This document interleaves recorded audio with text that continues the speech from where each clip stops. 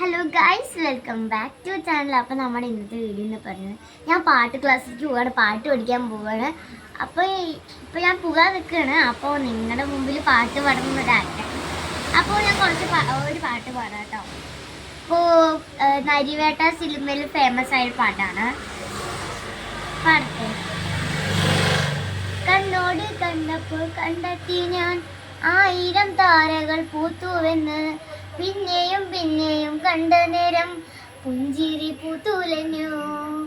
കാണാതെ വയ്യെന്ന തോന്നലായി, കണ്ടിട്ടും കണ്ടിട്ടും പോരാതായി.